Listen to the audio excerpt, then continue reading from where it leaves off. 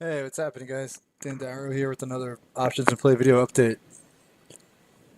It's Friday around here, and you know what that means. Earnings on the radar.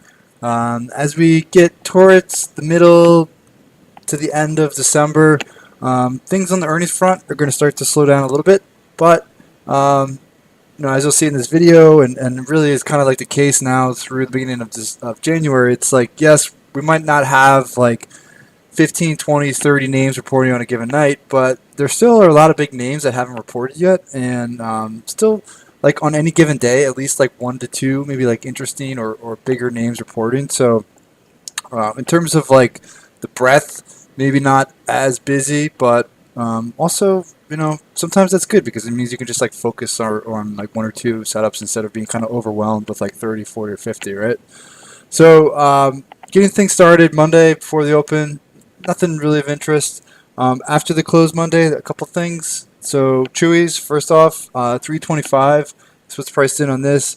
It's really, I don't know how else to describe it. It's been a disappointing IPO, and it's been disappointing from like a trade perspective too. We've actually traded this twice, without any success. So, I feel like the setup isn't bad, but the pricing is a little bit high just compared to what it's moved since it's come public. So like for its first two quarters, it hasn't really been a big mover.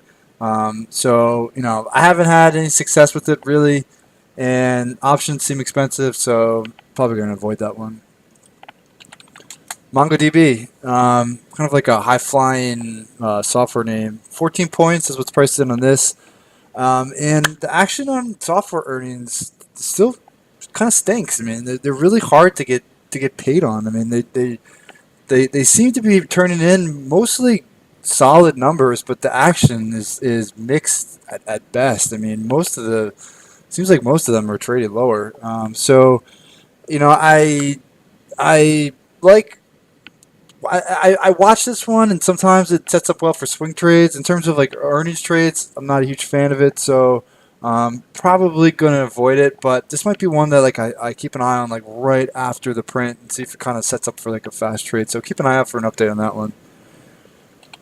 Also Monday after close, Stitch Fix 425 or so is what's expected, and this to me is actually one of the more interesting setups of the week. It's moved more than 3 points every quarter for the past year and a half, and stock has been kind of in like a sideways range underneath the 200-day. Short interest is ridiculously high on this, ridiculously high, and it has like the look of a stock that could have a pretty big move to me. So I'm thinking of volatility strategy. For the open Tuesday, cons. Okay, so I actually talked about this last week. I thought I saw it was reporting last week, but turns out it wasn't confirmed. So this coming week, cons reporting Tuesday before the open. The price in 3 points. Just to kind of rehash what I said last week, it's a pretty volatile name usually, and had a solid quarterback in September and rolled all the way back down. So you know, I feel like I feel like 3 points, maybe not too bad. Might not have a huge move above that. So, I feel like if you maybe get like the debit down or the risk down a little bit with spreads, might be something to take a look at. After the close Tuesday, so Ollie's first off, 7 points is what's priced in, but those are monthly options. This was absolutely demolished last quarter, and it really hasn't had any bounce. And if I go back on the chart, you can see. So it's still got a ton of room lower, and obviously, like the gap from last quarter created like a pretty big air pocket above. So it seems like there's room higher, there's room lower, and even though the options are you got to pay for an extra week for time, they actually do seem like they leave a little bit of room. So I feel like the setup kind of favors the bear side, but also the options from a pricing perspective not too bad. So that might be one I take a look at. Dave and Buster's PLAY. So actually, I'll keep like this long-term chart up because that's one of the theses here. So 4.5 points, what's priced in. I thought this was going to crack key support last quarter because they had a kind of like an ugly quarter and it got hit really hard, but then it snapped back sharply. So right here, it's like a real sharp snapback. But you can see what I'm looking at, right? I mean, it's leaning or it's hanging right above like a 3-year area support. The numbers have been pretty bad. And I still feel like the downside scenario is much more interesting, especially with the options priced at 4.5.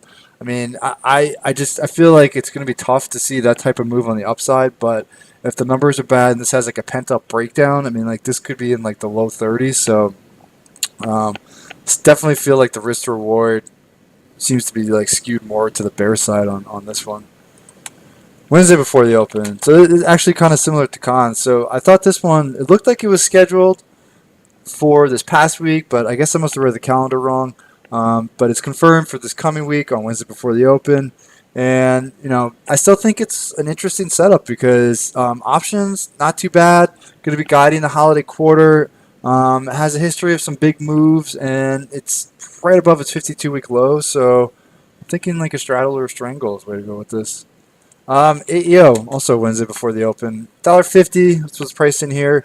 And honestly, like these mall retailers, so like this, like Abercrombie, Guess, Express. I mean, these really aren't my favorite names within the retail, and I feel like American Eagle not like a super consistent mover when it reports. So option pricing not too bad, but I don't have a lot of success. I don't have a lot of history with this. I haven't traded it much. Not really a consistent mover, so honestly, it's this thing I'm going to leave alone. All right, after the close Wednesday, a big one, Lululemon. So 19 and a quarter, about in that ballpark. Definitely one of the biggest reports of the week. Stock has been great. I mean, just an amazing run. It's right at its 52-week high, and that means expectations are very, very high. It hasn't paid the straddle, so it hasn't paid the options the last 2 quarters. So definitely something to take note of. And to me, it seems like the only way like it would work this time if it was surprisingly bad, just because it seems like everybody is looking for like a really strong blowout number after a couple blowout numbers in a row. Expectations are super super high, so you know it seems like the downside scenario would probably lead to a bigger move, but that's also maybe like a lower probability because the numbers recently have been so strong.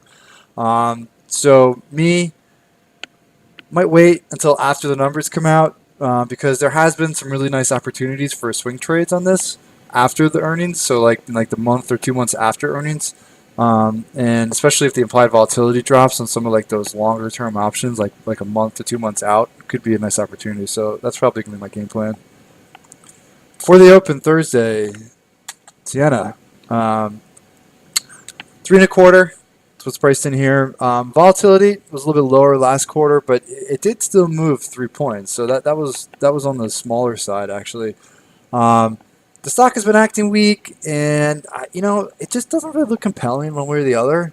But option pricing is not too bad, and there has been occasionally like some really big moves on this. So I don't really have a great read on it, but it might be something that kind of like a game time decision for me. To see what the option activity looks like, see what the stock looks like, maybe on Wednesday, see where it's at. But yeah, kind of like a game time decision. Adobe, 12 points. So this is Thursday after the close. So it's actually a pretty big tech night on Thursday after the close. So Adobe, 12 points is what's priced in. But Adobe guided at their investor day, which was here at the beginning of November, which is why it popped.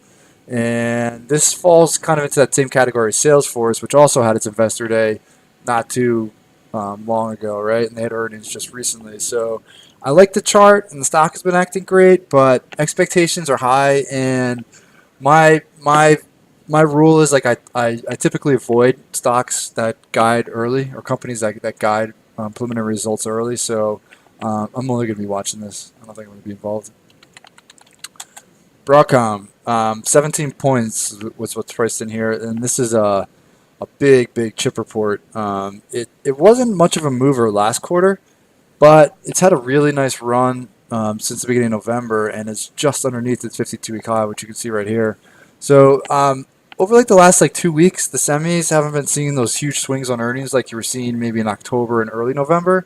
But this setup kind of looks interesting to me, just from like a bull perspective, because if you get a pent up breakout through like 320, 325. I mean, that you're looking at maybe like something into like the 330s, 340s even. So I'm thinking maybe look at something like a lower debit bullish strategy on this one.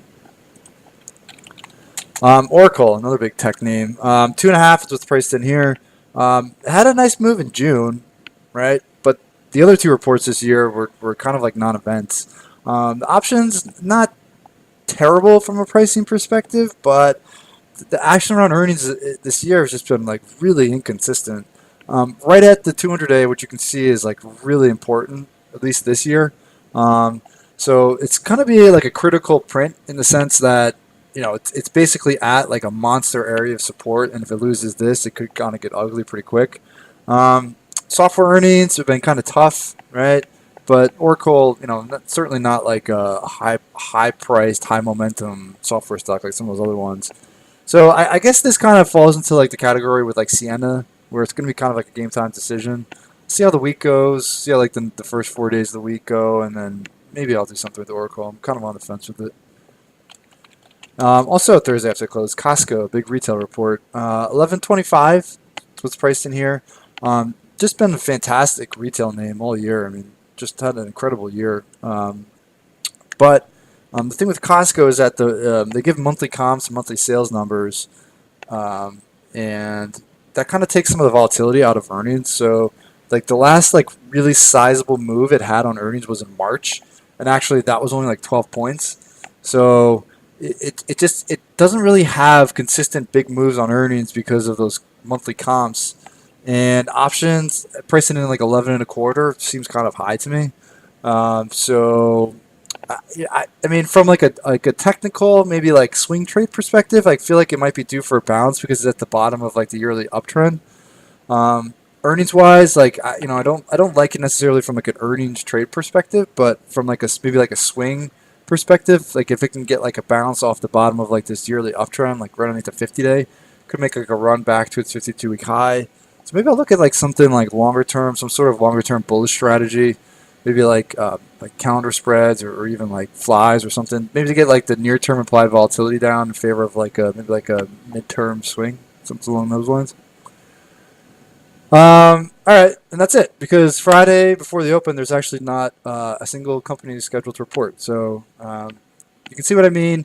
Um, on any given day, there's maybe like one, two, three interesting names. You're not getting like 10, 15, 20 reports every night, but still plenty of big names. Still plenty to look forward to. I mean, on the bio front, the action has been incredible. So still some bio events, and as we get into the end of the year, we can start positioning for the JP Morgan conference, which is the beginning of January. So even more bio stuff coming up. So still a lot of like event catalyst trades, even though like earnings maybe start to take like a little bit of like a backseat until we get into January. But always something on the radar, right? And always something on the calendar. So if you like these videos and you're looking for more trade ideas or more information on options trading, please follow up with the link in the description of the video for more information on options in play. Hope you guys have a fantastic weekend, and I will talk to you on Monday.